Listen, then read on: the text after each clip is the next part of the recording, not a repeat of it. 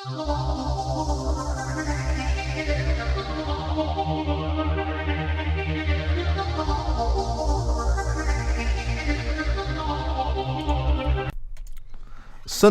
lost this weekend 2-1 against Burton Albion to end their undefeated start of the season. I'm joined today by Chris Thornley. I'm Connor Bromley, and we are here on the SportsByte podcast. So, Chris, how's things? You've got a new role. We are working now together.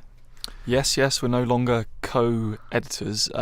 Yes, I've got a new role within the Institute of Sport team, Sunderland. Not sure what to call it yet, but yeah, the role's kind of more communications and PR based, but I'm sure I'll still be collaborating with SportsByte fairly regularly. Right. Wasn't expecting you to give like a full on list of everything you were doing there, but it's an interview situation.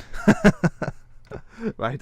Sunderland though, 2-1 defeated the weekend. It wasn't a great performance, kind of the climax of a rather bad 4 games really for Sunderland. In that time drawn the 3 home games previous to that one in the Checker Trade Trophy, which they did win on penalties, and then they lost this weekend against Burton Albion. So, Chris, what do you make of the performance and a bit of a pessimism? Is that right? Pessimism. There we are. That's why you were the editor. Well, I think most Sunderland fans would probably say that this result had been coming. Maybe the undefeated start of the season had papered over a few of the cracks in the performances and the squad so far. I think Sunderland clearly didn't play well against Burton Albion. That's factual. They didn't produce the kind of football that we've seen in glimpses this season, but we haven't really kind of seen too much of. I think it's probably a bit too early for the pessimism. They're still in a very strong position in the league, and to kind of lose their first game after how many games have they played in the league so far? The 8th. So 7 unbeaten. 7 unbeaten. So I mean, it's not a bad return. I think if you'd asked any Sunderland fan whether they'd taken this points total at the start of the season after 8 matches, they'd have bitten your hand off. So I think the fact they've lost now may possibly be a wake-up call for the squad, and they maybe realise that they're not going to kind of, grind out these results necessarily, even when they're playing badly. Chris Maguire scored though. He came on. He's been poor recently, but kind of reminded everyone what he's capable of. I mean, did you see his goal? What did you make of it? I haven't actually seen his goal. Poor. Was it? Yeah, well, poor from me. Yeah. Okay. It was a good 25-yard screamer. Oh, was it? Yeah. Was it definitely? It was. Okay. Well, I'll have to take your word for it. Yeah. But yeah, I think Chris Maguire probably had a point to prove, not being in the starting lineup. Jerome Sinclair came in and started this game and was ineffectual, I think, is fair to say. And again, Josh Madger didn't have the best of games either. So maybe this was kind of, I say it again, the wake-up call needed by being dropped to kind of come on and make an impact and stake a claim for a starting position in the next game. Looking ahead, this weekend they play Rochdale, and that's a smack in the face of being a League One team if there ever was. Rochdale just ooze of lower league football, don't they? But it's a chance this weekend though to get back to winning ways. A home game, probably the first one they've played, other than the Scunthorpe game where they won 3-0. Probably the first one against a side you would consider poor at this level. A team that's not likely to be anything more than a bottom half team. So I think the Sunderland need to sort of go out there and blitz them, or do you think just a win at any cost?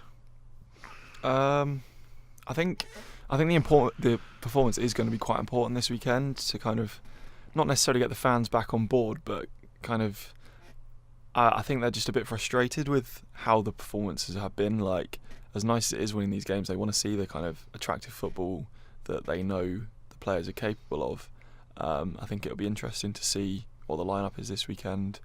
Some players obviously did not cover themselves in glory against Burton Albion, so it'll be really interesting to see if Jack Ross keeps faith in them or decides to mix it up a little bit. I think Maguire will probably come in this weekend. I'm not sure what the injury situation is with a few of the Sunderland players. We've got Max Powers, got 1 game left of his suspension. I thought that was the case. McGeoch is he missed at the weekend. Hopefully not a long term one, but I haven't really heard anything. And then up front, Wyke got injured at the weekend. Yeah, so he's Wyke's out for a while. I saw that. A couple of months. So yeah. So that does again put a lot of pressure on the Madgers, the Maguires, and Jerome Sinclair to deliver the goals. I think the wide players as well, Gooch, Honeyman, could probably contribute a few more goals. Yeah, well, Honeyman's been playing kind of behind the striker, but I think that it's not really been working. Yeah. It's fair to say that it's not quite been as, I don't know, fluid as we were kind of hoping between that front four, which it has at times, but just seems to have cooled off recently. In terms of defensively, where do you see Sunderland? Obviously, they lined up this weekend. They had Baldwin back there, and he seems to have been probably the sign of the summer so far. Louvens as well, again, been a solid signing, very big, very good at reading the game. I mean, do you think Sunderland need to stick with them, or do you think you could see a Tom Flanagan move into centre back? I think the centre back partnership's been quite solid so far. I think the interesting one possibly is, I seen you actually mention it on Twitter yesterday about Oviedo moving into a left-sided midfield role potentially. So I was putting Tom Flanagan at right back, centre back stay the same, and then at left back we were playing Denver Hume. Mm-hmm. But then instead of having either Chris Maguire or Aidan McGeady on left midfield, it was going to be, or Jerome Sinclair, be Oviedo, because Oviedo for me is probably the most talented player. So why wouldn't you? As well, why wouldn't you? Yeah, push him. It would make sense. I think the interesting from the lineup at the weekend is the kind of, you'd say Sunderland have a vast collection of central midfielders, and yet Catamol's probably the only one that started the weekend that you would consider a pure centre mid. In there, and he's not really centre mid. He's a bit more. He can play it with three, but with a two, it doesn't seem to. Yeah, I think it was probably worth giving that front three a trial, but obviously with Wyke now out for the foreseeable, you may see a return to a kind of more traditional midfield. It seems if he was trying to shoehorn as many of his kind of favoured players in as possible, and maybe needed to kind of play players in positions that suit them more rather than getting them all starting. And you look as well, McGeady coming back. How important do you think that is for Sunderland? Well, I think McGeady showed last season his quality at Championship level, so you'd imagine at League One level he's going to step up again, hopefully. And kind of the goals and assists he provided last season were fairly, well, I say vital. I mean, it didn't really work in the end, but it would have been a lot worse had he not been producing what he was. So I'd imagine he'll be quite rusty coming back into the side, and it may take a few weeks for him to get up and running. But again, Sunderland do have fairly good depth in those positions, so he can kind of be afforded to. Well, Jack Ross can be afforded the opportunity to ease him back in. Do you think it could be, Luke O'Neill was brought in over the summer, and Wickham used to play behind Akinfenwa used to play with him. Mm-hmm. And at Sunderland, he's kind of been almost like a lost child. Like, he just doesn't know exactly what he is. Doesn't have a kind of defined position in that side. I suppose the interesting thing with him is whether or not they can find a way of utilising his skill set, and so far they've struggled to do that. I mean, I don't know if that means putting him maybe where Honeyman is at the minute, behind the striker, or if you put 09 in a 3 in central midfield. I'm not sure, but I think that it seems like they're wasting his sort of talent at the minute. Yeah, it'd be interesting what they do. I think maybe a team that has Catamol and Max Power kind of sitting and releasing 09 to do what he's best at might work, but I'm not sure how that would kind of play out with the more offensive players in the side. It may turn out that they kind of get in each other's way, or you've got a couple of players doing the same role. It's something that Jack Ross certainly needs to kind of figure out. In terms of the crowd, 1,700 Sunderland fans there, and less than 4,500 at the game. Got sold 5,000 tickets for Coventry away, and the fans are obviously buying into this, aren't they? Yeah, definitely. I think you can't fault Sunderland fans' commitment to the side, and the attendances they've kind of got home and away this season is justification of that. Yeah, I just think looking at it, it'd be a shame if they weren't rewarded with a positive performance going forward. Anyway, we're going to switch over to non-league. We'll start with Gateshead as we normally do, and they've a bit up and down really. They've kind of just settling as a sort of mid-table side, aren't they? Currently sat in 10th position. Yeah, 17 points, which is 5, lost 4, drawn 2. But the key thing is they're pretty far clear of the relegation, Yeah. 8 points away. But that, look at the start they had. We said that might be the case, that they're going to be kind of, come the end of the season, thankful for the start they had. Yeah. Getting off to that flyer was giving them a bit of a cushion from the relegation zone. I think they lost 1-0 at home to Braintree at the weekend, which I heard was a pretty poor game for all involved. So the fact they couldn't kind of grind a result out from that will be a source of disappointment, I'd imagine, for Steve Watson. But they've got Chesterfield away this weekend. Hard game again. Which, is a tough game. They're a league side, essentially, Chesterfield. Yeah, but it's an opportunity to kind of right their wrongs, and they've not done too badly on the road so far. They won at Ebbsfleet the week before last. So, yeah. And then they've got, obviously, Barrow as well on Tuesday, which is a bit of a local derby. So, it's 2 games there where would they be happy with, 1 win from that or 2 draws? I think 2 points wouldn't be the end of the world, but if they can get a win, that gives them a real boost. Yeah, it pushes them up there. Blythe Spartans are the next one down in terms of the pyramid for the North East. I'll let you talk about them. Yeah, they've been, well, honestly, struggling, to be fair, at the minute. League table-wise, sitting precariously, really. They've not had a great start this season, and considering they won 8-1 against Chester a few weeks ago, that kind of shows. You look at them, conceded 20 goals, second most in the league. It's concerning for Blythe. Lost their last 2 games, lost at home at the weekend against a team you'd probably fancy them to win. It just, I don't know, it's a bit worrying at the moment. Nantwich this weekend, the FA Cup, that might be a nice reprieve for them, and then they can go again against Telford next weekend, hopefully. Yeah. Get a positive performance. But it is, they've still not addressed centre-back issues, still not managed to bring one in. They've not addressed some of the weaknesses in the team, and, against Leamington at the weekend, they missed a penalty as well, and you just can't afford to... No, those kind of opportunities you can't afford to pass up at that level. Yeah. And as you say, opportunity against Nantwich to kind of get a confidence boosting result, and they can go into the following week's league fixtures with a chance to kind of right the wrongs of the previous few weeks. Yeah, I think the worrying thing as well is if you look at the form from the end of last season for Blythe, put that with the form this year, I mean, there would be, if the 46 game season was sandwiched one side than the other, they would be looking at being bottom of the Conference North, which is worrying for Blythe. I mean, they need to turn it around. They could just do with back-to-back wins, or 3 wins from 5 games, like that kind of run of results, or even just going unbeaten. They're a team that don't like drawn games. Last season, I think they drew 1 or 2. That they're not a team. They're either a winner or a loser. They don't really settle for that middle.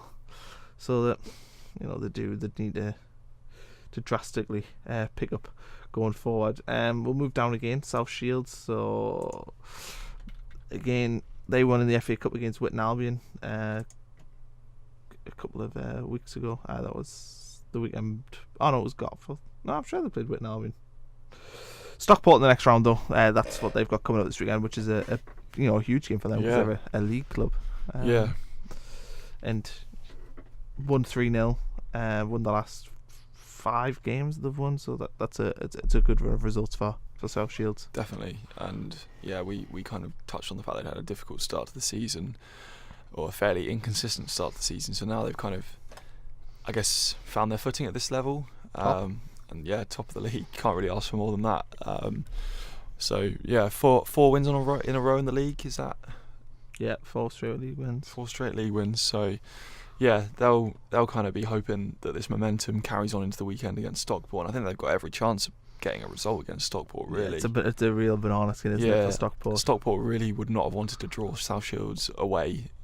Put it that way. No, it's probably one of the worst draws you could have got, because if South Shields get beat, then they played against Stockport. But I think if you are favouring a team for that, it would be no surprise if South Shields were turning them over.